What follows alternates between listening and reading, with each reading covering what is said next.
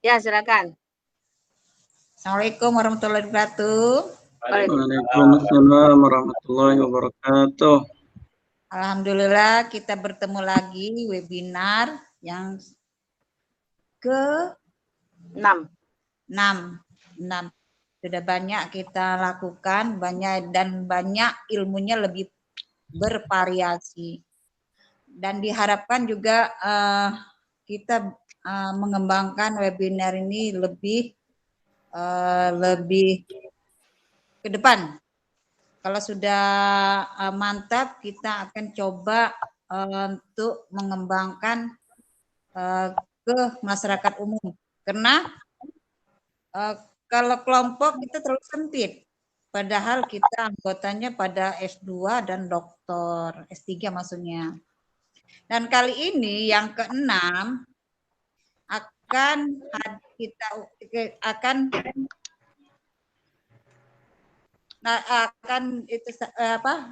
ditampilkan ya tentang apa? Tentang apa ya? Lupa aku. Pondok ya?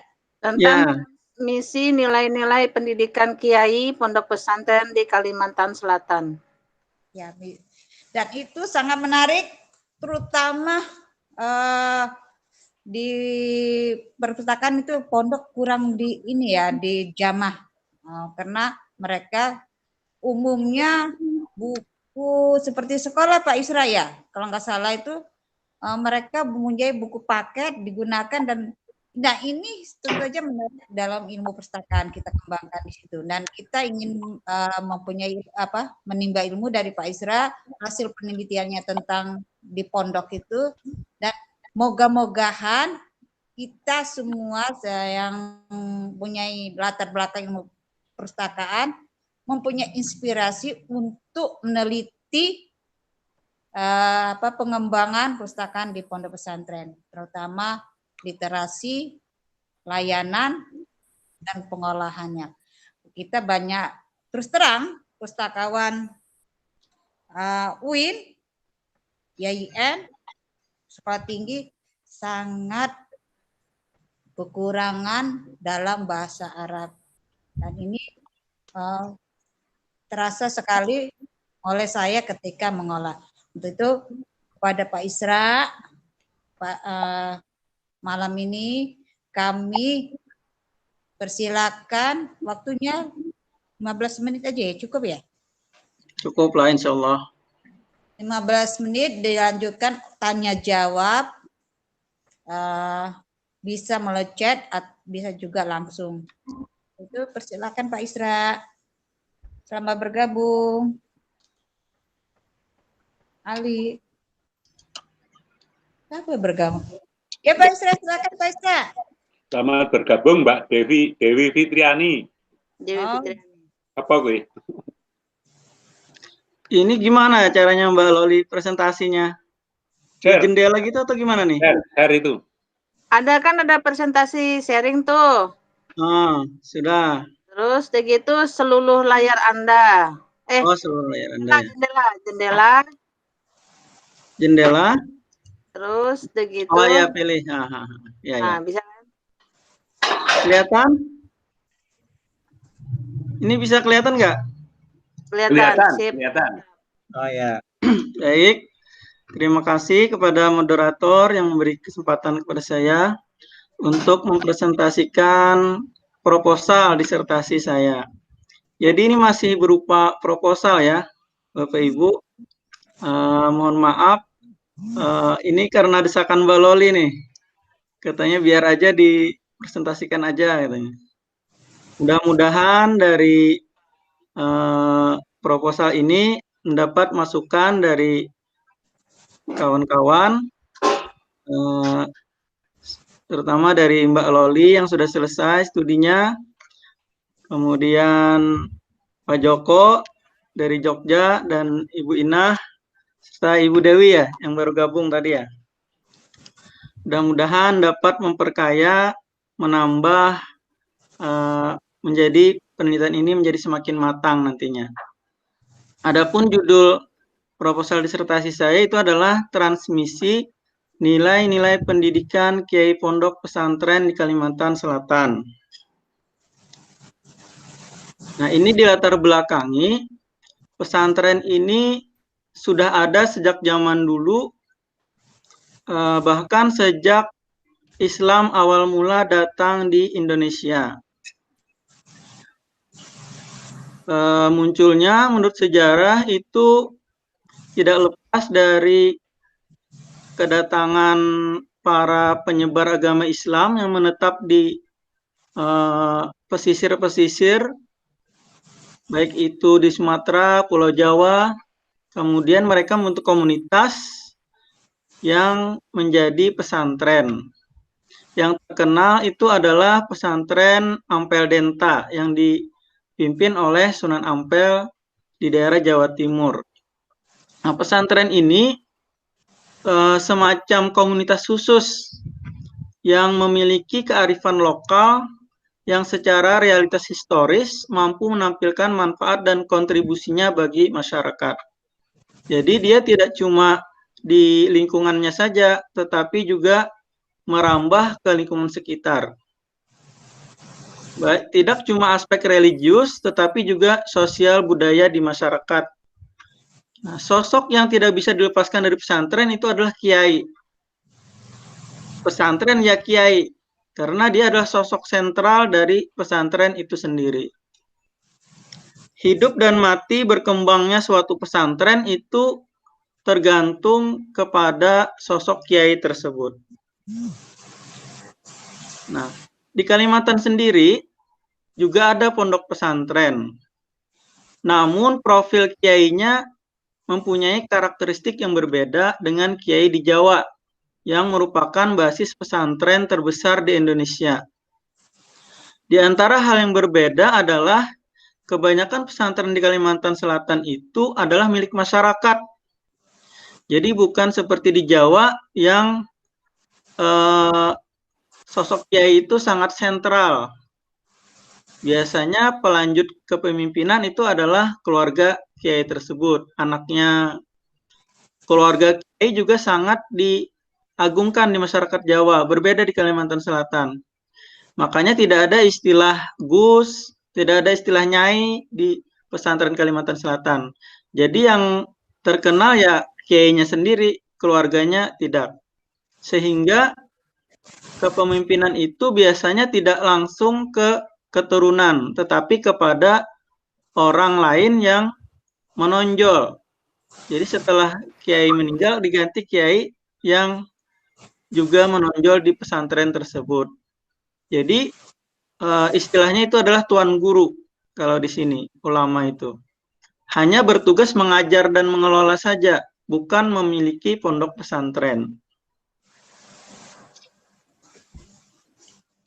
Nah, di setiap organisasi, terutama dalam hal ini adalah pesantren, itu ada nilai, simbol, ritual, mitos, dan praktik yang dimiliki berevolusi untuk waktu yang lama. Semakin lama berdiri, semakin kental nilai-nilai yang dianut tersebut mampu bertahan atau survive.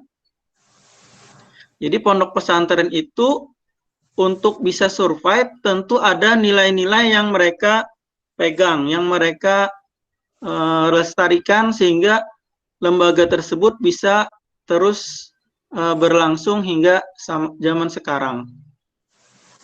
Berdasarkan studi pendahuluan, didapat bahwa ada nilai-nilai yang dapat diambil dari nasihat-nasihat kiai pondok pesantren kepada santrinya. Nah, dari studi pendahuluan yang saya lakukan, itu misalnya di Pondok Pesantren Darussalam, itu sangat menekankan pembelajaran ilmu alat atau ilmu bahasa dalam penguasaan ilmu agama. Jadi di tingkat-tingkat awal, mereka mengajarkan kepada santri itu ilmu-ilmu seperti nahu, shorof, yang mereka misalnya kitab Kawakib, Jurumiyah, kemudian Alfiyah, Ibnu Aqil dan sebagainya sebelum mempelajari ilmu-ilmu seperti fikih, tauhid, tasawuf. Jadi ilmu alat dulu mereka ajarkan. Kenapa? Nah, karena menurut guru di sana berdasarkan wawancara yang kami lakukan, itu jadi Darussalam ini berbeda dengan pondok pesantren yang lain, dia tidak menginap.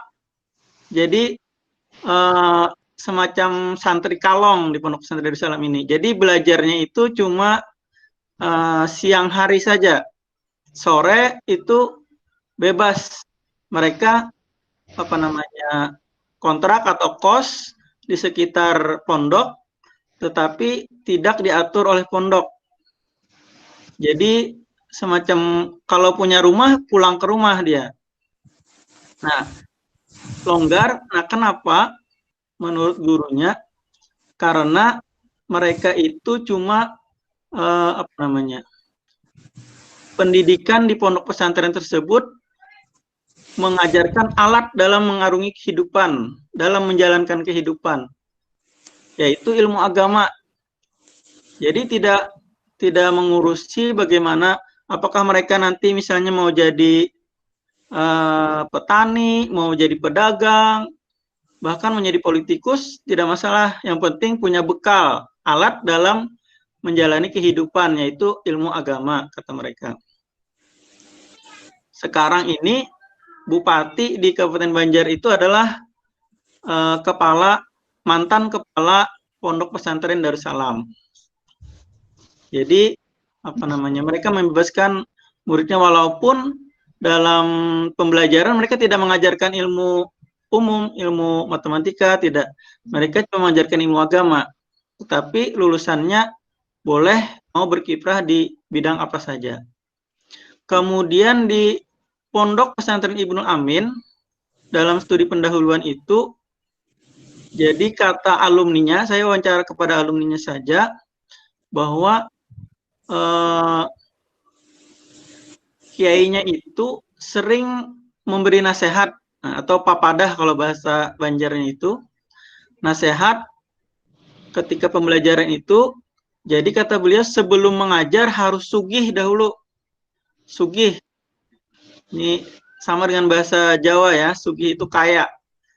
Nah, sebelum mengajarkan ilmu itu harus sugih. Maksudnya apa? Maksudnya bukan sugih harta saja, tetapi maksudnya sudah cukup. Jangan sampai guru ini mengajar itu mencari duit, mencari uang, bukan untuk memperoleh kekayaan. Jadi sudah cukup dulu si guru ini. Bisa kaya harta, juga kaya ilmu. Kenapa tidak cuma kaya harta? Karena guru-guru di sana itu tidak ada yang kayanya. Jadi bukan berarti kaya banyak mempunyai materi ya, tetapi merasa cukup dengan keadaan materi. Dan juga kaya ilmu pengetahuan. Jangan sampai, kata alumni itu, waktu mengajar itu masih mencari, masih belajar. Sudah cukup bekal untuk mengajar itu. Nah, itu maksud bahwa sebelum mengajar harus sugih dahulu. Nah, ini menunjukkan bahwa di pondok-pondok pesantren ini ada nilai-nilai yang diajarkan oleh kiainya sebagai pedoman yang harus dipegang oleh para santri. Nah, adapun fokus masalah dalam penelitian ini ada 3, yaitu yang pertama itu bagaimana transmisi nilai-nilai pendidikan oleh para kiai pondok pesantren di Kalimantan Selatan. Ini adalah mengenai caranya. Kemudian yang kedua, bagaimana gambaran kategori nilai pendidikan yang berkembang untuk mengetahui struktur dan organisasi nilai di pondok pesantren Kalimantan Selatan. Nah, ini tujuannya untuk melihat struktur nilainya, yang mana yang perennial atau berlangsung lama, yang mana yang cuma pragmatis saja, instrumental saja. Nanti diharapkan ada kelihatan nilai-nilai apa saja yang ada di pondok pesantren Kalimantan Selatan. Kemudian yang ketiga, itu prosesnya seperti apa transmisi tersebut. Bagaimana proses dari eksternalisasi, objektifikasi, dan internalisasi nanti. Nilai-nilai pendidikan itu prosesnya seperti apa disampaikan oleh kiai kepada santrinya. Jadi 3 itu fokus masalah. Kemudian untuk memudahkan memahami disertasi ini nantinya, maka dibuatlah definisi operasional. Yang pertama itu adalah transmisi nilai. Itu adalah upaya atau proses dalam menyampaikan sikap, keyakinan, nilai-nilai, pengetahuan, dan juga keterampilan dari suatu generasi kepada generasi selanjutnya, sehingga nilai-nilai tersebut dapat tetap dipertahankan. Jadi, kata Dewey, itu John Dewey, pendidikan itu adalah proses transmisi dari satu generasi ke generasi berikutnya. Nah, jadi nilai-nilai yang dipegang oleh guru itu disampaikan kepada murid. Itulah pendidikan menurut Dewey. Kemudian yang kedua, nilai pendidikan itu batasan segala sesuatu yang mendidik ke arah kedewasaan, bersifat baik maupun buruk, sehingga berguna bagi kehidupannya yang diperoleh melalui proses pendidikan. Nilai ini adalah yang menentukan sesuatu itu penting tidak. Nah, itu bernilai itu kan seperti itu. Ini penting atau tidak? Nah, ketika penting itu ada nilainya. Itu baik atau tidak? Nah, itu adalah nilai. Nah, pendidikan adalah membuat sesuatu itu dari yang belum dewasa menjadi dewasa. Berkembang, itulah pendidikan kan, mengembangkan bakat dan potensi anak. Nah, itu nilainya apa yang penting? Itu adalah nilai pendidikan. Kemudian yang ketiga, kiai pada penelitian ini maksudnya adalah pimpinan pondok pesantren dan atau pengajar. Nah, jadi tidak cuma pimpinan saja. Karena ada pengajar itu yang lebih harismatik daripada pimpinannya. Nah, di Kalimantan Selatan sendiri ada misalnya seperti guru sekumpul yang haulnya itu dihadiri oleh jutaan murid-murid beliau. Atau misalnya guru Syukri Unus. Nah, beliau itu sangat terkenal, bahkan mungkin melebihi dari pimpinan pondok pesantren. Jadi di sini kiai itu tidak cuma pimpinan, tetapi juga pengajar-pengajar ulama harismatik. Istilah kiai ini dipilih karena lebih umum diterima di Kalimantan Selatan. Maksudnya secara umum mewakili istilah-istilah yang lain. Karena dari 3 pondok pesantren yang diteliti, itu ada istilah yang berbeda. Di pondok pesantren Darussalam itu disebut guru, yang digugu dan ditiru. Guru Munawar, guru Syukri, guru Nopal, nah istilah penyebutannya guru. Nah, kalau di pondok pesantren Raha atau Rasyidiyah Halidiyah, itu sebutannya mu'alim. Mu'alim Jaini, mu'alim Hamdan misalnya. Nah, yang disebut itu mu'alim, karena yang mengajarkan kan, yang allama yu'allimu, mu'alim, itu yang mengajar. Nah, berbeda lagi di pondok pesantren Ibnu Amin.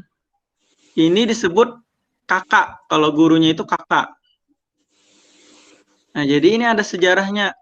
Kenapa? Karena awal berdirinya pondok pesantren ini itu berawal dari kegelisahan pendiri itu tentang pembelajaran yang tidak terstruktur. Jadi sang guru ini mengajar kitab macam-macam, tiap rendah, sedang, tinggi, mau yang kepada awam, kepada orang yang sudah pembelajarannya tingkat tinggi, semua diajarkan guru, tidak terstruktur. Nah, ini melelahkan, kata pendiri pondok pesantren itu.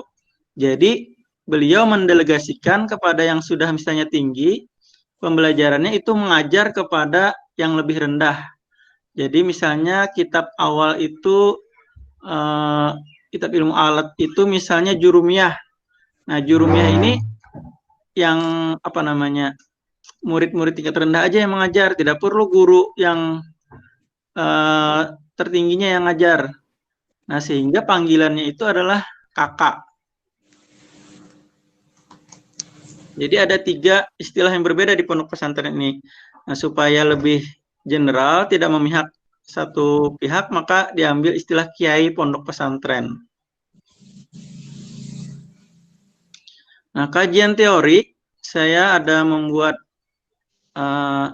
semacam peta pemikiran, kerangka pemikiran. Ini seperti ini. Dulu waktu bimbingan dengan Pak Fuad disuruh bikin seperti ini. Ini kelihatan tidak? Tidak. Tidak kelihatan ya? Belum kali ya. Oh, saya Di tempat dulu saya kelihatan. transmisi nilai. Ya, Oh ya. teori ekonomi sosial Peter L. Berger. Bukan yang anunya, kerangka pemikirannya. Kajian Saya teori. buka. Kajian teori. Kelihatannya kajian teori. Oh, ini hyperlink, saya menggunakan hyperlink. Saya kelihatan. dulu buka ya, saya tutup, buka lagi yang ini. Coba. Lo malah keluar. Belum. Belum ya? Belum. Masih kajian teori. Stop sharing. Ini masih ada? Masih ada wajahnya Isro. Nah ya. Oh, ada banyak nih udah. Assalamualaikum. Waalaikumsalam, Nurmalina. Kabar. Wah, dosennya udah datang ya? Ini kelihatan nggak ini nih? Kelihatan. Nah, ini kerangka pemikiran yang diminta Pak Fuad dulu. Jadi nanti variabel yang diteliti itu ada 3. Ini transmisi nilai ini. Yang unsur-unsur nilai, unsur-unsurnya, yang ditransmisikan, prosesnya, dan cara atau metodenya. Nah, ini nanti nilai-nilai ini ambil dari teori Pepper itu the source of value, kemudian normative discourse-nya Taylor. Ini sebagai teori-teori yang bekal ya dalam membahas nilai-nilai nanti yang ada di pondok pesantrennya. Kemudian mengenai proses itu konstruksi realitas sosial Peter Berger, mungkin pernah ada ya Bapak Ibu waktu kita kuliah S2 itu belajar tentang teori konstruksi sosial Peter L. Berger. Jadi suatu prosesnya itu kan suatu nilai itu ditransmisikan belum tentu sesuai dengan apa yang diinginkan oleh yang menyampaikan nilainya.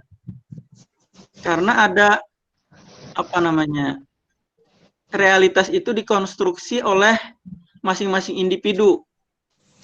Belum tentu sesuai dengan pesan yang ingin disampaikan. Misalnya itu film sekarang ini kan yang lagi ramai itu kan Tilik. Tahu kan Bapak Ibu? Tahu ya. Tilik yang di Jogja itu, yang Bantul. Butejo. Oh, iya, lagi viral. Viral. Nah, kan Tilik loh. Tilik. Nah, itu kan kalau menurut si pembuat film, dia ingin bahwa perempuan itu boleh memilih, bebas memilih dia posisinya mau seperti apa. Bahwa orang-orang itu kan selalu ingin membicarakan orang lain gitu kan, sering ngerumpi. Nah, si perempuan berhak dia bebas memilih posisinya. Di TV yang mana? Kata pembuatnya kan seperti itu, saya lihat di wawancaranya di CNN itu kan. Nah, ditangkap oleh pemirsa kan macam-macam kan, Tile itu kan. Yang lebih terkenal malah Butejonya. bukan si apa itu? Intan ya? Apa yang dibicarakan itu? Ya, bukan yang peran utamanya. Iya, padahal dia dibicarakan sepanjang ini kan? Dian, Dian namanya. Oh, Dian, ya Dian. Bukan si Dian kan? Ternyata dia adalah calon istri dari bapaknya, siapa nama laki-lakinya itu kan? Jadi kalau menurut Berger itu ada proses eksternalisasi, objektifikasi, dan internalisasi. Jadi suatu nilai, suatu nilai-nilai pendidikan itu didapat dari proses eksternalisasi. Itu maksudnya dari mana nilai itu berasal. Misalnya kalau di 3 pondok pesantren ini, kalau dari jaringan apa namanya, jaringan keilmuannya, kalau Darussalam itu mereka arahnya ke Bangil di Jawa Timur itu. Bangil kemudian Hadramaut di Tarim. Jadi jaringannya seperti itu pengetahuannya. Nah, kalau yang Ibnul Amin itu mereka jaringannya ke Darul Ulum di Mekah. Kemudian Rasidi Halidiyah, Raha itu jaringannya pengetahuan ke Azhar di Mesir. Oleh karena itu, hampir semua gurunya, ustadznya itu, muallimnya itu LC, bergelar LC, karena mereka lulusan sana kebanyakan. Nah, ini aja sudah memperlihatkan bahwa nilai-nilainya kemungkinan akan berbeda. Kemudian diobjektifikasi, disosialisasikan, kemudian diambil oleh komunitas masyarakat tersebut, komunitas pondok pesantren, kemudian diinternalisasi masing-masing orang, masing-masing santri itu mengambil nilai-nilai sendiri berdasarkan apa yang mereka anggap penting. Nah, itu proses transmisi nilai menurut teorinya Berger and Luqman. Kemudian yang kedua, tentu saja ini berhubungan dengan budaya organisasi. Masing-masing organisasi itu kan punya ciri khas, punya karakteristik yang berbeda-beda. Nah, ini tentu menyangkut teori-teori budaya organisasi. Nanti yang akan saya ambil itu adalah teorinya Sein. Kemudian variabel yang ketiga itu adalah cara metode menyampaikannya. Teori yang mungkin bisa menjadi bekal karena pondok pesantren ini sangat menekankan pada keteladanan, kepada contoh-contoh kehidupan sehari-hari karena mereka berkumpul. Itu menurut hemat saya itu teorinya Bandura, teori social learning, pembelajaran sosial. Jadi bagaimana perilaku-perilaku itu diamati dan diimitasi oleh para santri. Bagaimana gurunya mengajar, nanti dia juga mengajar seperti itu. Itu teorinya Albert Bandura. Kemudian tentu karena pondok pesantren itu ada adabnya. Nah, itu yang paling berpengaruh di pondok pesantren Indonesia itu kebanyakan adalah Ta'limul Muta'alim karya Al-Zarnuji. Bagaimana adab kepada guru, bagaimana supaya ilmu bermanfaat. Nah, itu adalah dari ajaran kitab di Ta'limul Muta'alim. Ini kemudian kembali ke ini lagi, ke PowerPoint-nya lagi. Ini kelihatan Bapak Ibu? Kelihatan? Nah, ini kajian teorinya tadi. Juga ada tentu penelitian-penelitian tentang kiai pondok pesantren. Nah, ini cukup banyak. Misalnya Hiroko Horikoshi, Zamakhsyari Dovir, Mas Tuhu, Manfred Zimek, itu mengenai peran-peran kiai. bagaimana kiai, kepemimpinan kiai, sistem di pondok pesantren, bagaimana kiai dan politik, peran-peran kiai. Nah, ini di dalam tulisan-tulisan para peneliti sebelumnya tentang kiai pondok pesantren. Berapa menit lagi ini, Mak? Sekarang jam 8.40. Ya. Sedikit lagi ya. Sedikit lagi ya, sedikit aja mungkin metode penelitian. Nah, okay. Jadi rencananya menggunakan metode etnografi. Itu penelitian yang menganalisis bagaimana manusia membangun komunitas dan pola kebudayaannya masing-masing dalam bentuk dan performa yang berbeda-beda. Kemudian karena ini ada 3 tempat, itu jenisnya adalah multisitus. Jadi nanti dilihat di mana kesamaan-kesamaan, perbedaan-perbedaan di antara nilai-nilai pendidikan masing-masing pondok pesantren. Lokasi penelitian itu ada 3, sudah saya sebutkan sebelumnya. Alasannya kenapa itu karena ketiganya ini pondok pesantren tertua.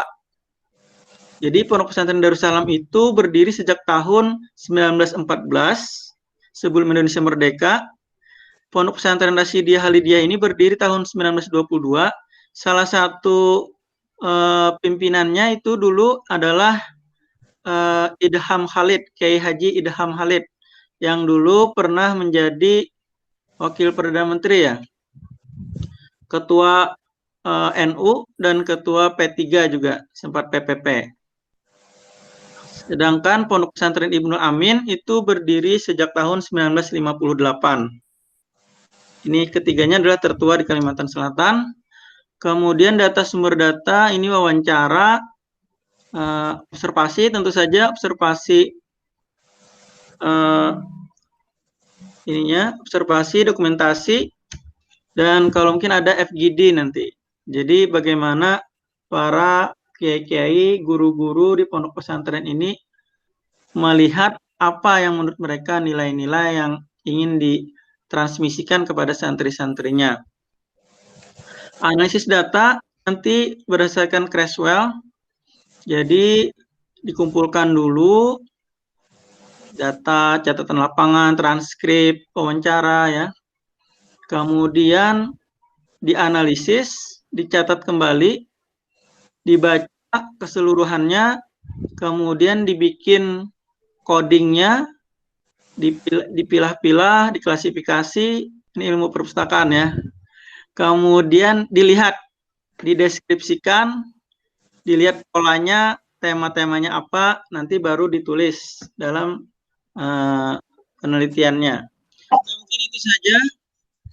Mohon maaf kalau ada hal-hal yang kurang berkenan. Saya kembalikan kepada moderator. Terima kasih Pak Isra. Jadi penelitian ini kurasa sangat bagus dan kayaknya menyeluruh ya, dari kiainya, proses, dan metodenya ya. Ya.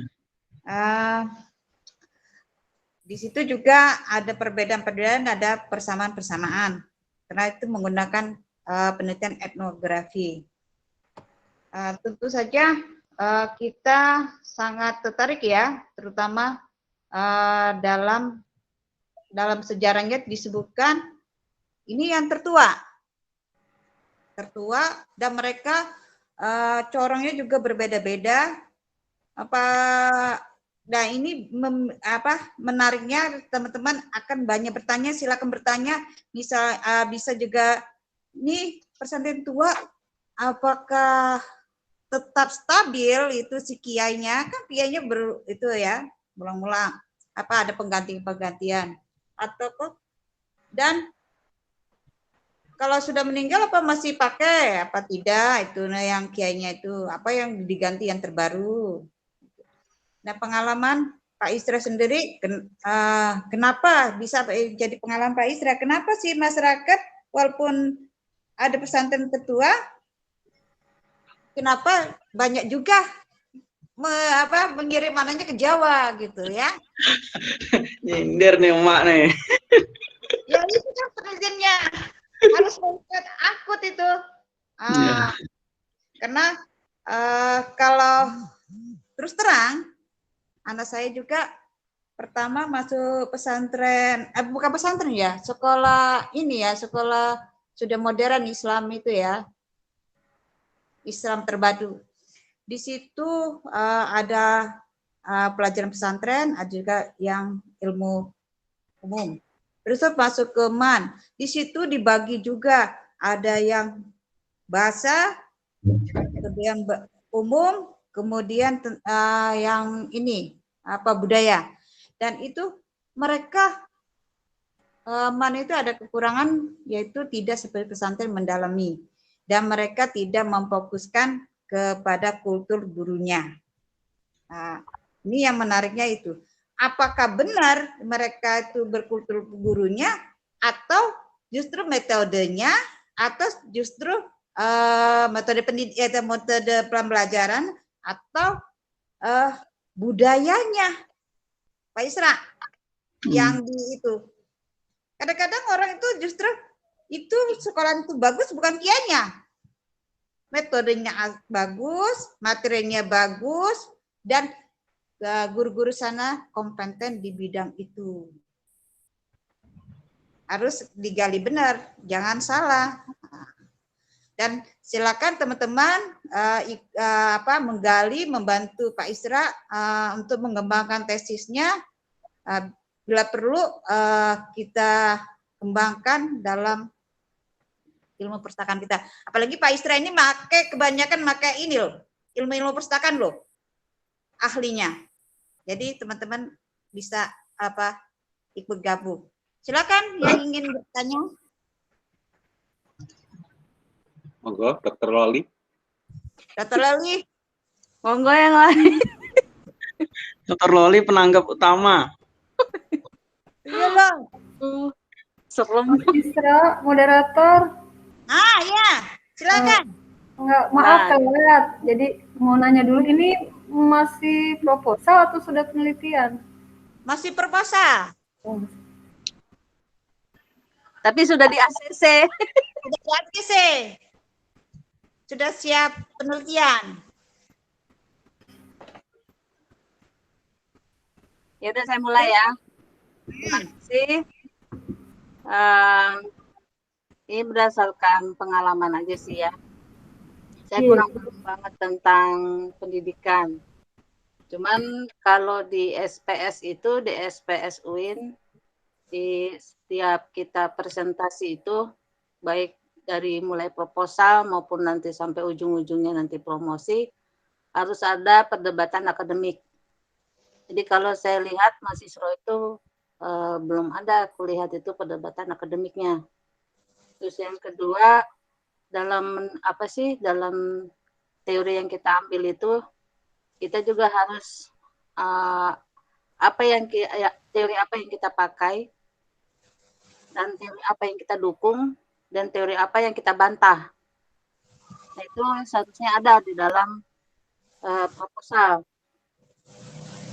Kemudian ini saya sebetulnya sama dengan pertanyaan Mak. Apakah ini ustadznya, kiainya, ataukah kompesnya, atau keduanya?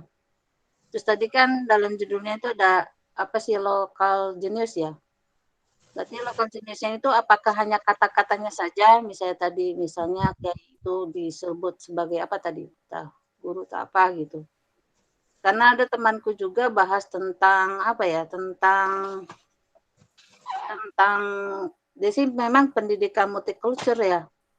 Jadi di situ juga di multicultural itu dia ada semacam local geniusnya, di mana dia membahas tentang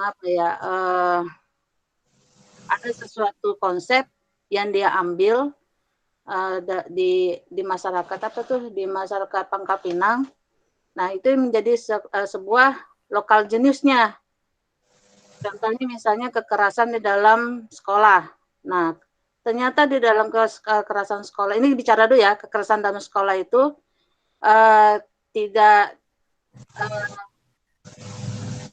bisa dilihat dari budaya sekolah itu, atau juga bisa dilihat dari luar budaya sekolah.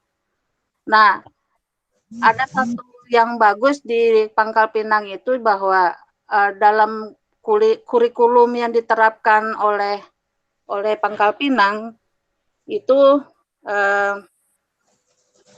ternyata penerapan multicultural itu tidak terdapat di dalam kurikulum yang diajarkan oleh para guru, tetapi sudah terbentuk oleh karakter yang ada di masyarakat itu sendiri. Nah, artinya itu jadi merupakan suatu lokal ininya, lokal kontennya. Bukan lokal konten, lokal apa ya? Lokal budaya. Lokal jenius. Lokal jenisnya. Nah, artinya Mas Isro ini apakah cuman hanya bahasanya apa sih? Lokal jenisnya itu hanya sebatas kata-kata dari kiainya itu, apa sih namanya, istilah-istilah dari kiai, ataukah ada sesuatu yang lain? Nah, itu yang belum muncul yang saya lihat. Mungkin itu, nanti mungkin ditambahkan sama teman-teman lain. Terima kasih. Ya, terima kasih Mbak Loli. Itu bisa langsung dijawab satu persatu aja, Mbak. Itu, Mas Ra, biar apa? Biar ingat. Masih ingat ya? Iya, ya. Apa nggak nyatetnya? Oke, terima kasih. Pertama tadi dari Mak Inah ya. Yang mana yang penting dalam pendidikan itu? Apa materinya, metodenya, atau gurunya, kiainya? Nah, saya ini ingin mengutip dari Kiai Zarkasi, gurunya pendiri dari Pondok Pesantren Gontor ya. Kata beliau, al-madatu muhimmatun. Materi itu penting, kata beliau. Wat thariqatu ahammu minal madah. Dan metode atau cara itu lebih penting dari materi. Jadi cara menyampaikan materi itu lebih penting dari materinya itu sendiri. Karena walaupun bagus materinya tapi tidak bisa disampaikan dengan baik, maka tidak akan sampai kepada pengetahuan anak. Wa amma ruhul mudarris ahammu minat thariqah wal madah. Adapun ruh atau spirit dari mudarris, dari pengajar, itu lebih penting lagi dari metode dan materi. Nah, jadi menurut beliau yang paling penting itu adalah spirit, motivasi dari guru itu. Ya, itu sangat penting, sangat sentral di pondok pesantren. Bagaimana seorang kiai itu memintarkan santri-santrinya, menjadikan santrinya itu hanya ketaatan. Ini kan luar biasa di pondok pesantren kan, bagaimana menghargai para kiainya. Kiainya ini semacam tokoh yang sangat dipuja, harismatik di pondok pesantren itu.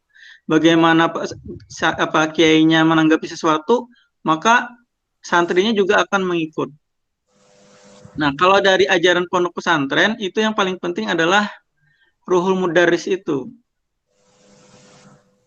Jadi bagaimana sosok seorang kiai itu mempengaruhi lingkungannya. Ketika kiainya meninggal, penggantinya, sosok pengganti itu tidak bisa sekarismatik kiai sebelumnya, maka biasanya kemunduran, atau bahkan tidak jarang pondok pesantren itu kan mati, tutup, karena kiai selanjutnya itu tidak seperti kiai yang digantikannya. Banyak di Kalimantan Selatan ini yang pondok pesantren mengandalkan sosok kiai yang terkenal. Ketika kiainya sudah meninggal, pesantrennya tutup karena tidak ada pelanjut generasi selanjutnya. Nah, 3 pesantren ini itu sudah sejak lama, bahkan sebelum kemerdekaan kan, 2 pesantren tadi itu Raha dan Darussalam itu sejak sebelum kemerdekaan sudah eksis. Bahkan tidak cuma di Kalimantan Selatan, sampai ke provinsi-provinsi tetangga. Kalimantan Tengah, Kalimantan Timur, bahkan mungkin ada yang sampai ke daerah Riau, Tembilahan itu. Alumni-alumninya ini. Nah, itu bisa survive karena ada nilai-nilai mereka pegang. Petua-petua, nasihat-nasihat yang disampaikan oleh kiai-kiai mereka. Kemudian untuk menjawab pertanyaan Bu Loli, ini memang belum ada, Mbak Lolia, perdebatan akademiknya. Nah, cuma mungkin yang bisa diinikan, yang apa namanya, nilai-nilai apa yang ingin dijaga oleh pondok pesantren di Kalimantan Selatan itu, apakah perennialisme atau pragmatisme, yang mana yang bisa lama, bertahan lama, abadi, yang mana yang cuma pragmatis untuk kepentingan sesaat saja, berdasarkan tujuannya saja. Jadi cenderung kemana ini? Yang perennial, progresif, apakah pragmatis? Nah, kemana arah dari pondok pesantren yang ada 3 tadi? Arahnya kemana? Misalnya, kalau dilihat dari kecenderungan ke apa namanya, ilmu agama dan ilmu dunia, ilmu umum, itu maka seperti Darussalam dan Ibnul Amin itu mereka semacam menarik diri dari yang keduniawian. Mereka tidak mengajarkan ilmu umum, cuma ilmu agama tok aja yang diajarkan. Sehingga kalau Ibnu Amin itu jarang sekali yang kuliah. Mereka jadi guru-guru agama saja. Di kampung-kampung jadi guru-guru, mengajarkan ilmu agama, jadi ulama lah. Nah, berbeda dengan yang Rasidi Halidiyah itu, karena jaringannya itu ke Mesir, Azhar, maka misalnya di UIN Antasari itu banyak dosen-dosennya lulusan sana. Jadi tentang masalah apa namanya, bagaimana menghadapi hal-hal keduniawian itu lebih terbuka. Nah, nanti ini yang mungkin bisa dilihat bagaimana cara filosofis pendidikannya ke arah mana. Nilai-nilai apa yang berbeda, yang mana yang ini. Nah, cuma kalau yang perdebatan teori itu belum banyak baca ininya lagi saya. Misalnya tentang proses itu kan yang mana yang lebih dari segi psikologi pendidikan kan, apakah teori Bandura itu social learning atau misalnya dari filsafat pendidikan yang lain, misalnya Gestalt atau bahkan behaviorisme misalnya, itu mungkin nanti dibaca lagi sesuai dengan nilai-nilai yang didapat di lapangan nanti. Kemudian juga tentang metode, yang mana yang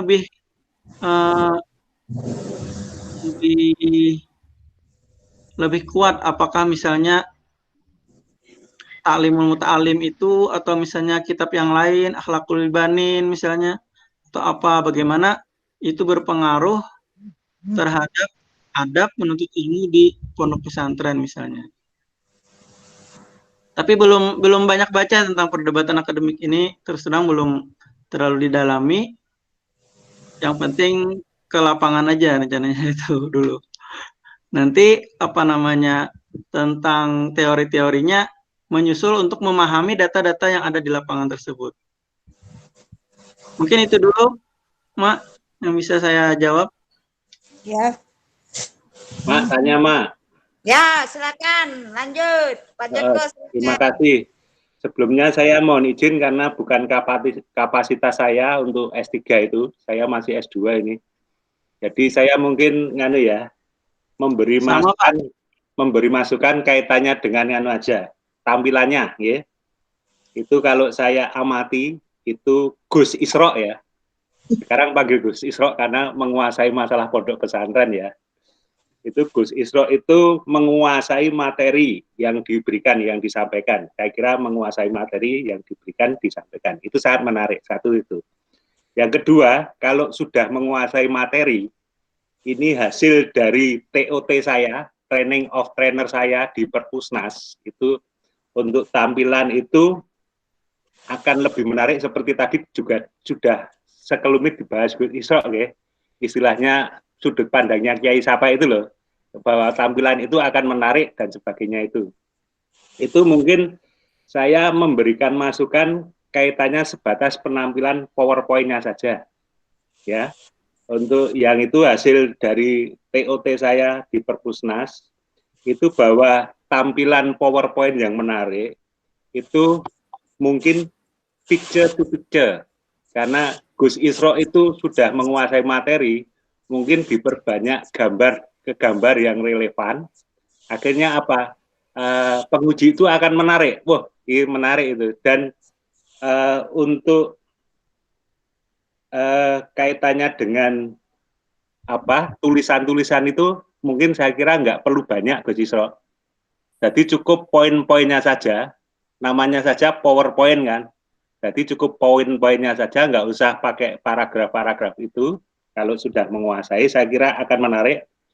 Kalau memungkinkan, saya baru S2, jadi nggak tahu kalau disertasi S3 pengujian itu bagaimana. Apakah memungkinkan misalnya disisipkan dengan video yang relevan. Itu misalnya lokasi pondok pesantrennya bagaimana, waktu siswa-siswanya itu ada kegiatan apa, itu saya kira akan menarik. Akhirnya Gus Isro apa? Gus Isro video itu tayang sambil bercerita. Ini loh pondok pesantren ini realitanya seperti ini. Dan satu lagi, mungkin waktu presentasi Gus Isro, itu mungkin membawa alat peraga yang relevan dengan disertasi Gus Isro. Entah alat peraganya apa, saya kurang tahu, apa pakai kelapa apa, saya nggak tahu, atau pakai semongko, saya juga nggak tahu, tapi itu akan lebih menarik. Saya kira itu saja, mungkin sebatas kemampuan pengetahuan saya, karena saya nggak tahu untuk penguji disertasi itu bagaimana, kan saya nggak tahu. Itu oleh-oleh saya waktu saya ikut TOT di Perpusnas RI. Terima kasih, mohon maaf apabila kurang relevan, tapi karena ini acaranya non formal, jadi saya memberikan masukan untuk tampilan Gus Isro ke depannya. Semoga lebih menarik dan semoga Gus Isro berhasil dengan nilai yang diharapkan optimal. Terima kasih. Assalamualaikum warahmatullahi wabarakatuh. Bu Ina boleh bertanya? Bu Ina, Bu moderator. Silakan Bu Dia. Ya. Assalamualaikum Pak Isro. Waalaikumsalam Bu Dia. Sama saya dengan Pak Joko tadi ya, ini sebenarnya bukan kapasitas saya juga, cuman saya hanya ingin sedikit, tadi saya agak terlambat pada saat Pak Isro menyampaikan materinya, tapi kalau boleh tahu, pesantrennya ada berapa ya Pak, yang nanti akan diteliti? Mungkin itu, dan biasanya kalau sependek pengetahuan saya ya, beberapa teman juga sama, begitu sudah di lapangan, tiba-tiba salah satu pembimbing meminta ini ditambah, jadi ditambah untuk bisa membandingkan. Ini saya hanya pengalaman beberapa teman, karena saya sendiri juga belum berpengalaman untuk penelitian di S3, tapi saya mengikuti perkembangan beberapa teman-teman ngajar yang sedang S3, ada yang sudah selesai maupun yang belum. Itu biasanya pada saat di lapangan itu nanti tiba-tiba, terutama untuk ininya Pak, jadi untuk sampel penelitiannya, biasanya pembimbing itu minta untuk kemudian bisa membandingkan. Jadi kalaupun misalnya sudah 3 atau 4, nah biasanya mereka akan minta untuk sekedar pembanding. Saya takutnya, ini tadi saya sekali lagi karena mungkin saya tadi agak terlambat, nanti kalau misalnya nih kemudian ada satu pembimbing yang kemudian minta untuk dibandingkan dong dengan di Jawa. Ini mungkin ya, jadi ngikutin perkembangan dari yang tadi sampaikan Bu Ina. Kalau memang seperti itu, kenapa banyak yang pindah, bukan pindah, masih mengirimkan ke Jawa. Nah, bisa jadi nanti kalau kemudian boleh nggak misalnya minta pembanding dari pondok pesantren yang tertua atau yang tertua atau yang sudah kategorinya tua atau dengan hampir sama usianya dengan yang ada di tempat penelitian Pak Isra tapi yang ada di Jawa misalnya seperti itu. Ini hanya sekedar kemungkinan, bisa jadi ini nanti kalau saya sih sekedar pengalaman beberapa teman yang tiba-tiba di lapangan untuk minta untuk ditambahkan supaya apa pada saat kondisi di lapangan itu benar-benar bisa nanti menggambarkan dan juga pembandingnya itu untuk kemudian bisa menguatkan apa yang nanti menjadi temuannya Pak Isra. Mungkin itu saja Pak Isra. Terima kasih. Terima kasih Bu Ina. Ya, terima kasih. Silakan Pak Isra ditanggapi. Baik, terima kasih atas saran-sarannya Pak Joko. Ini terima kasih banyak. Memang alasan klise sebenarnya. Ini udah sekian waktunya Pak Joko. Tanya aja Mbak Loli tadi maghrib ditanyain kirimin PPT-nya sama kurikulum kita kata Mbak Loli. Belum, katanya belum dibikin PowerPoint-nya.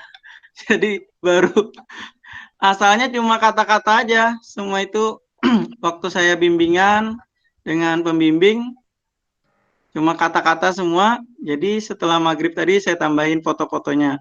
Cuma karena waktunya tidak sempat, tidak semua ada fotonya, apalagi video. Jadi saya pikir itu apa namanya, yang penting adalah jangan cuma tulisan ini nanti kata teman-teman nanti power of word kan nanti. Jadi cuma kata-kata aja isinya. Jadi saya tambah-tambahin foto dikit. Ya sangat ini. Tentu kalau PowerPoint sekarang mengikuti perkembangan itu harus yang menarik. Ya kayak Mbak Diah minggu kemarin lah, pertemuan kemarin lah. Bagus gitu kan, ada dinamikanya. Menariknya tidak cuma PowerPoint-nya saja. Senyumnya juga manis jadi menarik Mbak Diah. Itu. Terima kasih. Kemudian Mbak Diah tadi ya. Ini ada 3 pesantren yang diteliti Mbak Diah. Ya. Jadi tentu apa namanya? Sebenarnya saya itu awalnya mau 4, tapi kata saya apa namanya? Saya pikir jangan dulu lah. Nanti yang sedikit dulu. Nanti kalau misalnya pembimbing itu minta tambah, kan 1 nggak apa-apa ditambah. Gitu. Sama juga, yang penting saya bisa memperlihatkan karakteristik yang mirip pesantren yang lain itu. Jadi yang 3 ini saya harap mewakili lah kategori pesantren-pesantren. Saya tadi sudah mungkin sedikit saya sampaikan bahwa ketiga pesantren ini punya karakteristik yang berbeda. Yang satu itu sangat salafiyah, yang mempelajari ilmu agama aja kitab ke kitab. Jadi pembelajaran itu setelah selesai 1 kitab baru beranjak ke kitab yang lain. Naik tingkatnya itu berdasarkan kitab. Yang dipelajari cuma kitab aja.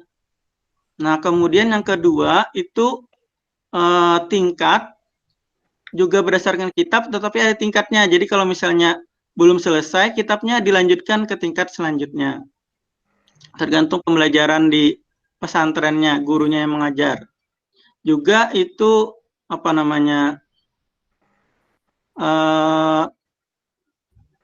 sangat tidak mengajarkan ilmu agama, cuma ada yang mengajarkan ilmu agama lembaganya di pondok pesantren itu, tetapi dipisahkan. Jadi misalnya ada SMP, ada SMK, tetapi itu bukan yang belajar agamanya, cuma namanya saja di bawah yayasan yang sama, tetapi itu tidak mengajarkan hal yang sama. Semacam kombinasi tapi tidak integrasi lembaga pendidikannya itu. Jadi yang salafiyah tetap dipertahankan, yang baru mengikuti perkembangan, tetapi itu nilai-nilainya belum tentu sama dengan yang di salafiyah yang diajarkan di pondok pesantren tersebut. Nah, yang ketiga itu semacam Islam modernis pondok pesantrennya, mengikuti perkembangan. Nah, ini mewakili karakteristik saya harapkan di Kalimantan Selatan, tetapi kalau misalnya mau ditambah lagi satu tidak apa-apa. Nanti ada misalnya pondok pesantren Al-Falah itu bisa aja yang nanti ditambah, cuma saya 3 ini dulu. Jadi kalau misalnya ada perintah sudah ada kan, jangan sampai kita 4 duluan, nanti tambah lagi katanya yang kelima, yang keenam. Nah, ini kan sama yang mungkin apa namanya, ini pragmatis. Nanti akan saya bilang bahwa jatah ini cuma 1 tahun lagi kan.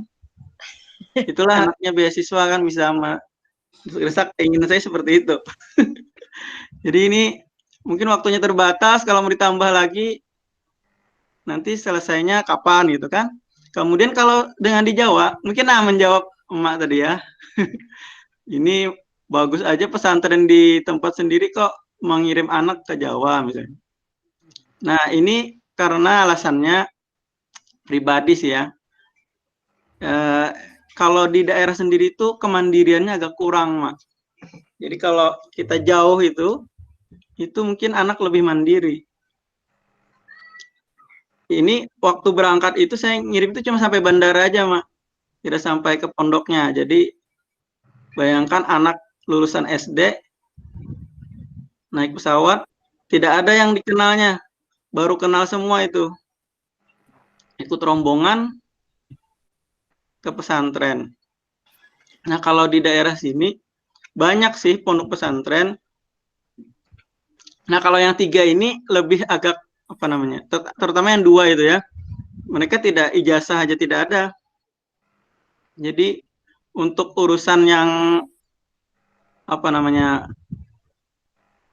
Yang misalnya untuk kuliah, nah itu sulit. Jadi pondok pesantrennya salafiyah, murni salafiyah sekali ininya. Nah, kalau yang modern ada cuma agak apa ya? Saya lihat kurang mandiri itu di sana. Jadi ingin setiap minggu didatangi, kemudian apa-apa dilayani anak ini. Mudah-mudahan dengan jauh itu kan lebih mandiri anaknya. Nah, kenapa tidak misalnya dengan dibandingkan misalnya ada keinginan pembimbing dibandingkan dengan di Jawa dong, misalnya yang lebih bagus. Nah, ini tujuan dari penelitian ini adalah memperlihatkan karakteristik lokalnya itu, lokal jenis kata Mbak Loli tadi ya. Jadi lokal ini seperti apa sih? Yang selama ini kan pondok pesantren itu yang apa namanya dominan itu kan di Jawa, yang bagus-bagus di Jawa. Nah, di Kalimantan Selatan sendiri bagaimana pondok pesantrennya? Apa sih yang menarik digali kan? Apa perbedaannya? Nah, misalnya dari karakteristik kiainya tadi saya sampaikan itu berbeda dengan Jawa misalnya. Budayanya berbeda. Kalau di Jawa itu makanya ada Gus ya, ada Nyai. Nah, kalau di Kalimantan Selatan tidak ada itu. Yang terkenal ya kiainya saja. Penghormatan terhadap anak, terhadap istri itu biasa-biasa saja. Jadi apa namanya? Tidak mungkin budaya lokal juga mempengaruhi ya. Tradisinya bagaimana di Jawa, Kalimantan Selatan itu akan berbeda nilai-nilai yang dianut oleh masyarakat. Nah, jadi ini dengan khas lokal ini, apa sih yang berbeda dengan pondok pesantren dengan yang di Jawa? Karena ini juga penting untuk diangkat kan. Mungkin ada hal-hal yang apa namanya? Yang bisa dimunculkan dari ke nasional kan atau ke dunia Islam, apa sih yang istimewa Islamnya Kalimantan Selatan itu apa sih gitu kan? Misalnya budaya lokalnya seperti apa yang mempengaruhinya. Nah, ini yang ingin ditampilkan dalam penelitian ini karena kebanyakan tulisan itu kan pondok pesantren di Jawa sudah ini. Nah, itu Mak mungkin yang bisa saya sampaikan. Pak Isra, boleh sedikit saya menambahkan lagi, saya jadi agak penasaran. Mungkin kalau agak dikembangkan sedikit, dilihat lagi dari organisasi keagamaan Pak, ormas keagamaan misalnya NU, Muhammadiyah, apakah itu juga mempengaruhi? Karena kalau tadi yang Pak Isro sampaikan ada nama Gus, Nyai dan sebagainya, itu kan tidak sekedar identik Jawanya, tapi kan identik dengan misalnya NU gitu kan. Nah itu kan budaya-budaya ormasnya Pak. Mungkin boleh nanti pas ke lapangan diperdalam lagi dari 3 pondok pesantren tadi sebenarnya arahannya ke organisasi yang mana? Apakah murni hanya budaya yang ada di Kalimantan Selatan atau ternyata sebenarnya sudah dipengaruhi oleh organisasi, salah satu organisasi kemasyarakatan keagamaan yang ada di Indonesia, tapi sudah terbaur, sudah tercampur dengan ini kebudayaan lokal yang ada di Kalimantan Selatan. Mungkin itu juga menarik untuk kemudian nanti dikembangkan di tulisannya Pak Isro. Mungkin itu masukan saya. Karena kalau sepeda pengetahuan saya ini juga mau tidak mau akan mempengaruhi juga. Nah mungkin kalau di Jawa itu karena kekentalannya itu masih sangat erat, tapi begitu sudah pindah ke daerah lain yang lebih jauh secara geografis dan sebagainya, pengaruhnya mungkin agak lebih memudar dan sebagainya. Mungkin itu nanti bisa kelihatan pada saat Pak Isro benar-benar langsung terjun ke lapangan. Saja, Pak. Kayaknya itu irisannya juga nanti perlu untuk kemudian dikembangkan pada saat diperdalam lagi pada saat nanti Pak Isro di lapangan. Iya. Langsung ditanggapi Mbak Inah ya. Ya. Ma ya. Ya silakan. Ya, terima kasih itu Mbak Diah. Memang rencana itu juga masuk dalam unit analisisnya, karakteristiknya. Jadi ketiganya ini kalau dilihat hubungannya dengan NU terutama ya, karena Muhammadiyah kan kalau untuk Salafiyah jarang ininya pesantrennya, yang baru-baru aja kan. Nah, hubungannya kalau ketiganya itu Rasidiyah Halidiyah itu Halidiyah itu diambil dari Idham Khalid, Mbak Diah. Jadi ketua NU itu dulu sempat menjadi pimpinan pondok di Rasidiyah Halidiyah. Pendirinya itu Abdul Rashid, nama ininya Rasidiyah itu diambil dari pendirinya Abdul Rashid. Nah, pelanjutnya itu bukan yang kedua sih, cuma beliau yang terkenal, Idham Khalid itu kemudian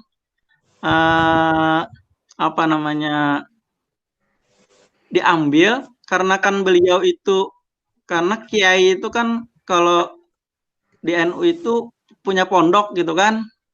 Nah, jadi beliau diambillah menjadi Rasidiyah Halidiyah, Halidiyah dari nama beliau. Padahal bukan pondok beliau. Itu beliau jadi pimpinan, jadi bukan milik beliau maksudnya. Nah, itu sampai sekarang mengidentifikasi dirinya sebagai NU, pesantren NU. Nah, kalau Darussalam itu NU tetapi tidak terlalu struktural NU. Jadi mereka tidak mengklaim sebagai bagian dari NU, walaupun secara ideologis itu lebih cocok ke NU.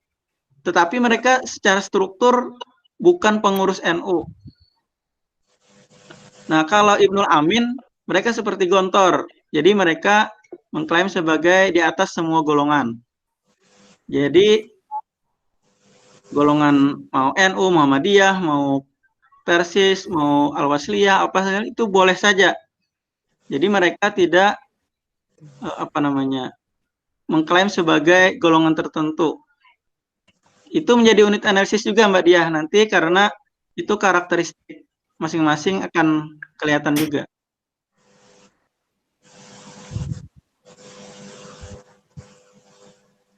Tambahan Isra. Menarik sekali kan.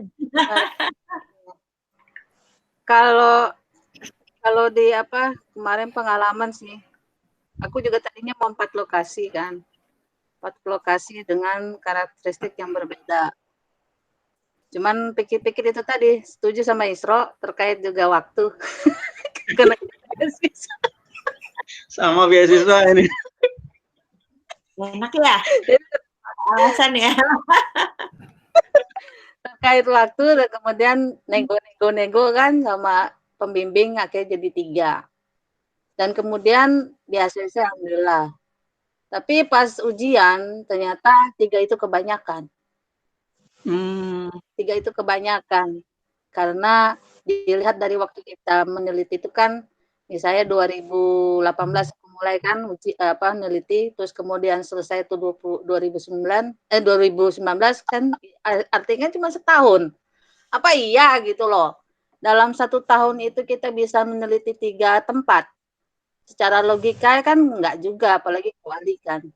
Enggak mungkin juga kan. Nah, kemudian tempatnya lagi berbeda. 2 di daerah Jakarta, 1 di Jogja. Kalau misalnya Isro membandingkannya ibaratnya 2 di Kalimantan kemudian 1 di Jawa, itu lebih nggak mungkin lagi. Dari segi waktu dan dan dana.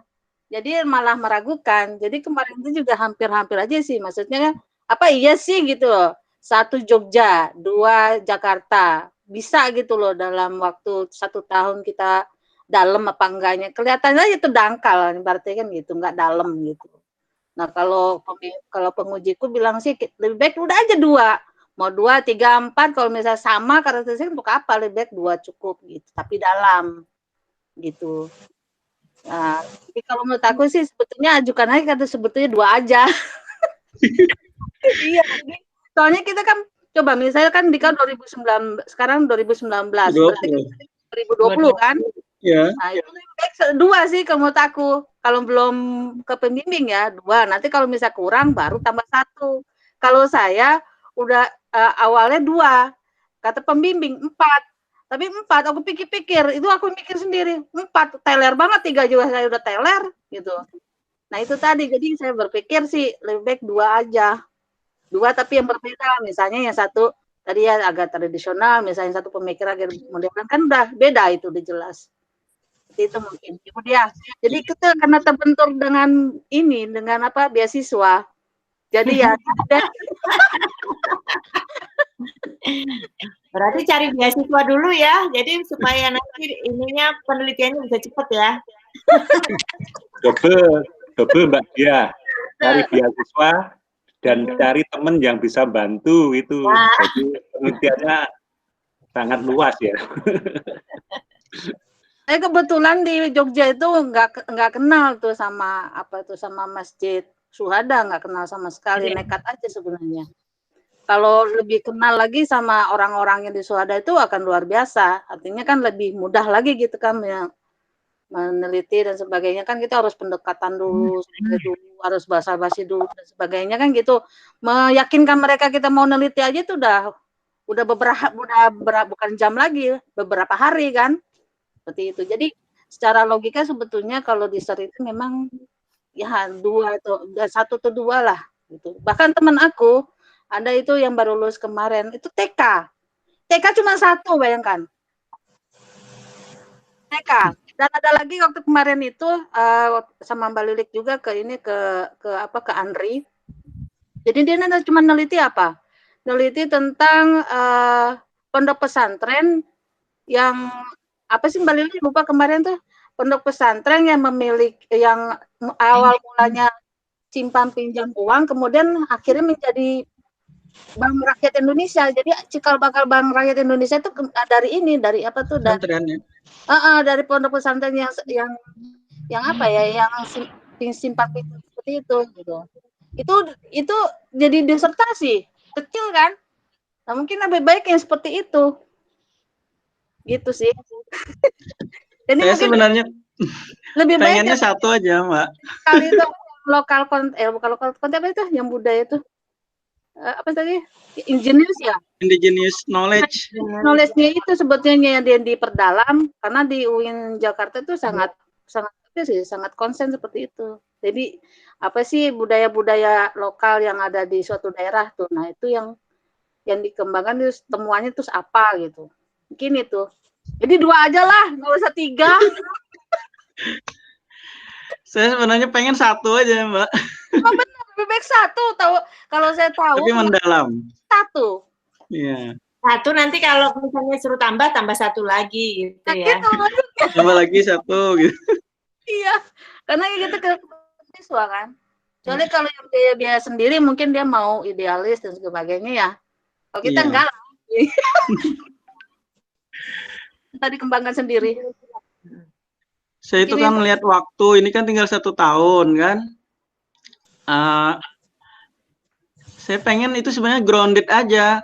Jadi teori itu nggak usah lah bekal teori macam-macam. Kita ke lapangan aja, temukan data-datanya, nanti baru kita lihat yang mana teori yang mendukung, atau misalnya teori itu salah, kita salahkan. Nah, itu perdebatan akademik tadi kan. Jadi kita, oh tidak sesuai teorinya seperti ini. Ternyata di lapangan di sini tidak sama. Kan postmodern kan seperti itu. Tidak lagi general, grand teori itu sudah bangkrut gitu kan. Postmodernisme. Jadi kita lihat yang masing-masing yang spesifik ini, yang sudut-sudut di dunia ini tidak sama semua. Jadi kita lihat di lapangan. Saya pengennya seperti itu, tetapi pembimbing saya dia ingin teori. Jadi teori kumpulin semua katanya. Sudah baca ini belum? Padahal kan itu di penelitian orang kan, belum tentu sama dengan lokasi yang kita teliti. Ya mungkin aja nanti sama. Kan bisa aja pembimbing ngasih tahu, kamu nilai-nilai yang ini kamu kumpulkan itu ini mirip loh dengan teorinya ini. Kan bisa, beliau banyak baca kan. Jadi saya pengennya seperti itu, tetapi beliau gampang aja nanti kata saya kan, apalagi etnografi kan harus benar-benar mendalami budaya di sana. Yang utama itu kan observasi partisipan itu kan kalau etnografi, jadi melihat. Bahkan yang kata Pak Sulis itu kan yang bule mau meneliti yang di Papua itu kan dia sampai kawin kan. Siapa namanya itu?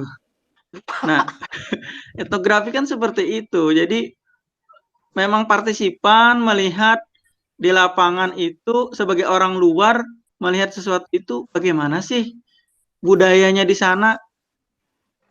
Nah, akan tetapi beliau itu nggak apa-apa lah sekali 2 kali, yang penting persehannya itu katanya. Pemahamannya itu kan, memahami sesuatu. Saya pikir nanti mungkin beliau maunya datanya biar aja sedikit, tapi yang penting paham, tahu bahwa seperti itu kan kayak seperti menggeneralisir masalah kan, memudahkan masalah. Nanti 3 itu ya mirip-mirip aja lah gini gitu kan. Mungkin hasilnya seperti itu. Padahal pengennya saya itu kan profesor itu kan seperti itu, melihat sesuatu yang dibalik sesuatu yang sepertinya itu sederhana, itu ada kompleksitas di situ, rumit. Bagaimana membuat canggih itu kan, itu yang dalam kajian keilmuan itu kan seperti itu. Jadi kayak TK tadi, walaupun 1 TK aja itu rumit macam-macam gitu kan, tidak sesederhana kalau kata Bang Fuad tuh kan, Pak Fuad apa katanya? Itu kompleks di situ macam-macam. Jadi walaupun misalnya 1 tempat, tapi kita benar-benar menguasai di situ. Kumpulin aja nilai-nilai, kata-katanya apa, benar-benar menguasai di lokasi itu. Jangan ya 2-3 kali datang itu kan mengklaim bahwa sudah memahami persoalan kan. Dari wawancara sejam 2 jam, selama 3 kali sudah tahu pokok isi pikiran orang, kan tidak. Kualitatif itu kan pertama orang yang dihadapi itu tentu bertahan dulu kan, tidak langsung percaya. Membuat raport aja berapa pertemuan Mbak Loli kan, orang itu mau bicara kan, sama orang mungkin lihat siapa ini kan, mungkin kita ngobrol sesama apa yang sama-sama cocok gitu kan, nanti lama-lama mengalir sampai menganggap teman, mempercayai bahkan rahasia-rahasia misalnya kan, seperti itu kalau kualitatif. Jadi tidak bisa cuma yang bertamu, pandangan orang sebagai tamu kan. Tapi dari 3 tempat itu yang paling dikuasai yang mana tuh Pak Isro? Yang paling dekat sih Darussalam, tempat saya besar di sana kan, di Oh, Martapura. jadi itu sebenarnya udah modal besar itu. Iya, cuma Nah, nggak terlalu dekat juga karena saya nggak pernah sekolah di situ kan. nah.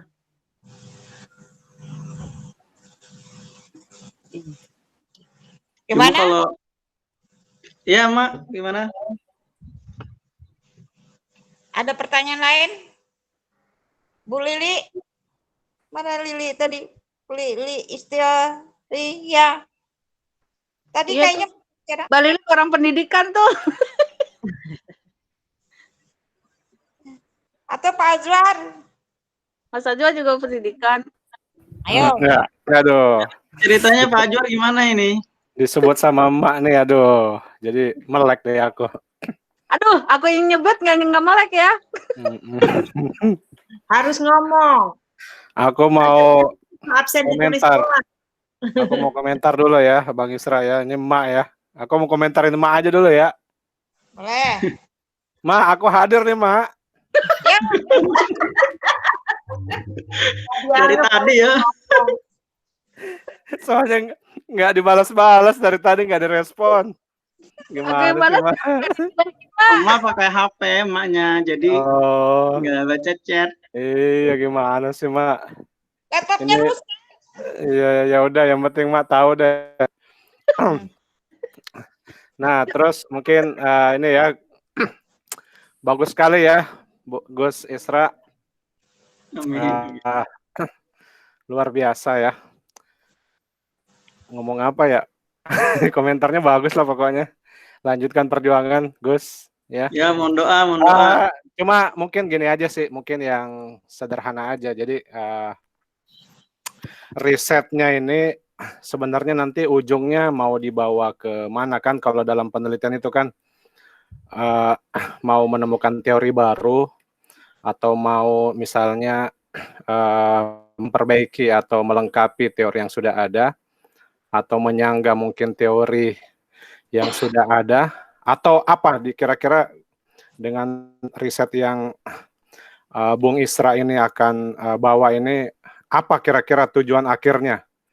Seperti itu aja sih mungkin Gus ya, Gus atau Bung lah ini. Ya, Kiai juga masuk lah, Kiai Isra ya.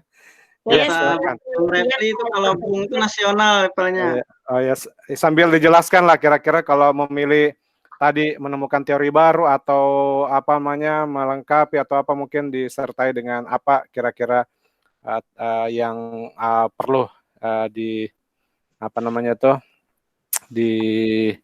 dijelaskan dari teori tersebut. Ya, silakan, itu aja mungkin Gus. Iya. Langsung ditanggapi Maya. Ya, silakan. Ya, terima kasih Bang Azwar. Nih, gimana rencana penelitian nggak jadi nih ke Banjarmasin?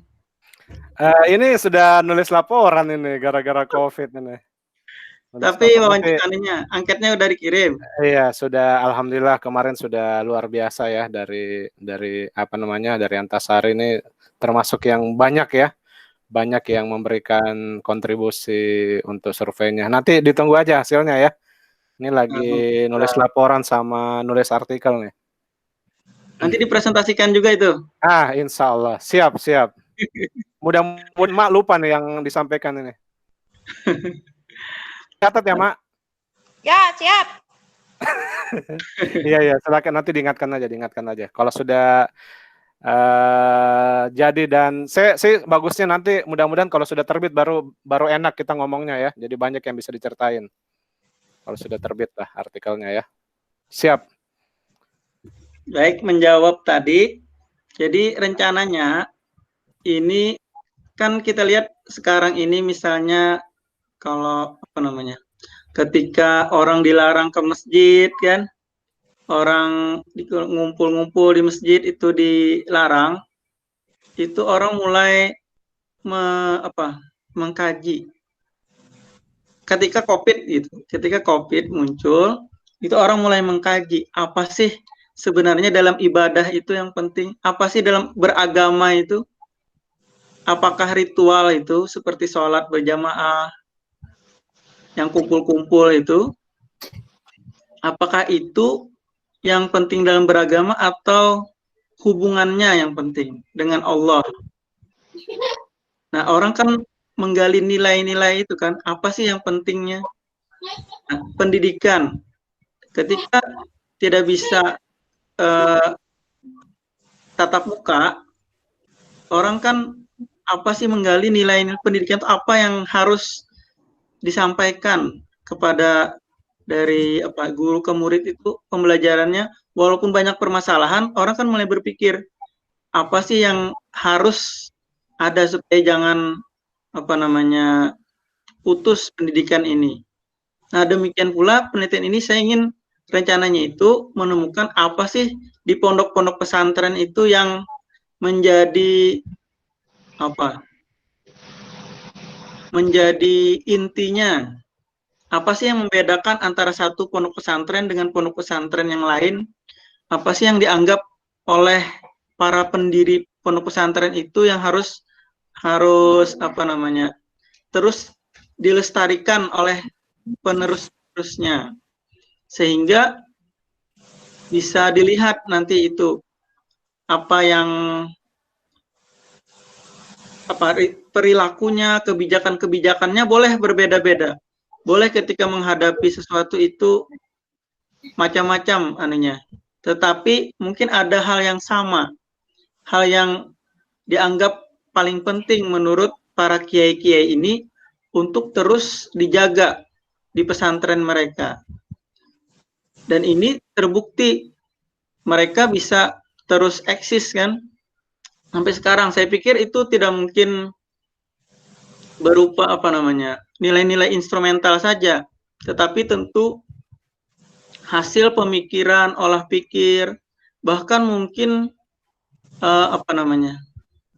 ada konsep waliullah juga di para kiai-kiai itu kan. Mereka misalnya dalam melanjutkan kepemimpinan itu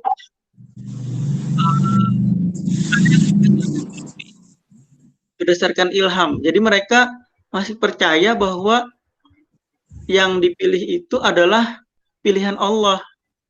Mereka bertawakal, menyerahkan kepada Allah, mendapatkan ilham siapa yang melanjutkan kepemimpinannya. Itu misalnya di Ibnu Amin.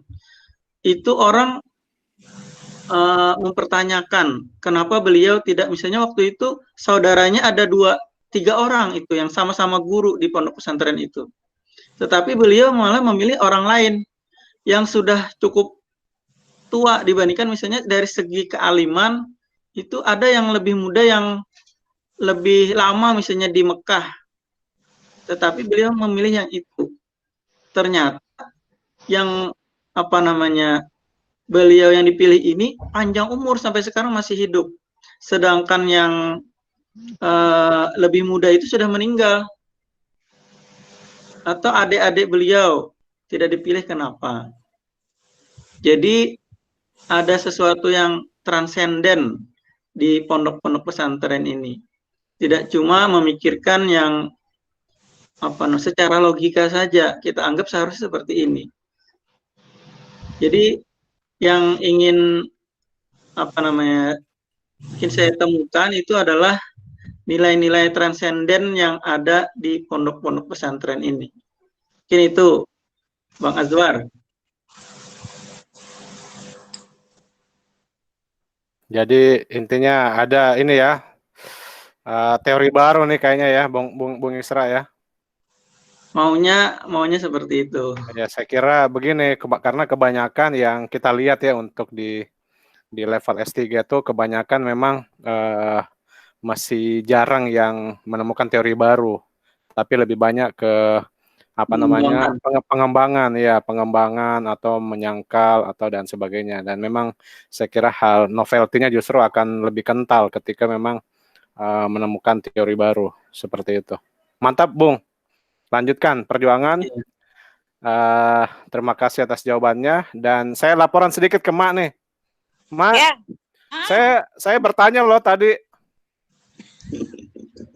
Ya. Catat. Nanti ditulis di sertifikat, Pak. Benarnya Akbar. sekali Iya. bertanya. Iya. Ya, oke, lanjutkan, Mak. Makasih. Oh iya, sebelum lupa. Jadi nanti nilainya itu apakah masing-masing lokasi tempat itu dan budaya setempat juga mempengaruhi nilai-nilai itu. Nanti rencana seperti itu. Apakah ada pengaruh tempat dan budaya tempat pesantren itu berada mempengaruhi nilai-nilai yang dipegang di pesantren? Oke. Iya, keren, Bung, keren. Kalau nggak salah itu pakai teori habitus ya. Habitus ya, Mbak ya? Kalau nggak salah. Coba aja dilihat.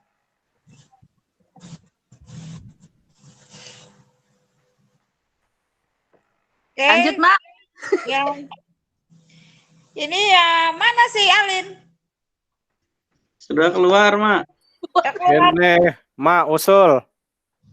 Ya, Yang bertanya kasih hadiah dong, door prize. door prize, ya, betul. Door prize Dapat besok kaos. ini ya. Dapat kaos dong, kaos. Siap tampil besok ya. Itu Nyai Lili, belum itu. Nyai Lili, Mak. Jadi ada semangat dong ikut webinar. Bu Lili Terus- ini suaranya nggak kedengaran dari tadi, Bu Lili. Satu lagi, Mak. Apa tuh? Kasih kuis, ya. Teman-teman, paham nggak tuh materinya? Aku pikir kasih kue. Iya, aku pikir juga kue. Waduh, ngirimnya gimana? Ternyata kue. Kirim Gojek. Terasa udah cukup ya. Udah itu sudah ini juga sudah jam 9.41. Ya. Ya. Sebetulnya jam 10, Mak. Ya, Sebelum ditutup, Mak, buka dulu semuanya videonya biar kita foto bersama. Sip. Oke. Ya, Mbak Lili, Mbak Lili. Alin, suruh itu kesempatan Alin. Ya. Mbak Lilik, 1, 2. Mas Azwar belum? Bang Azwar belum? Azwar belum. Aku udah cantik loh nih kelihatannya nih. Nah, udah ya. Azwar yang belum. Azwar. 2. Tar dulu, kok gitu ya? Bentar. Ma, cepetan. 1, 2, 3. Lagi 3. Lagi 3. Banyak amat. Banyak-banyak. Sebelum ditutup minta doa dulu, Pak Joko. Ustaz Joko. Alhamdulillah, Hirobil Alamin. Nah, lancar. Ya, terima kasih.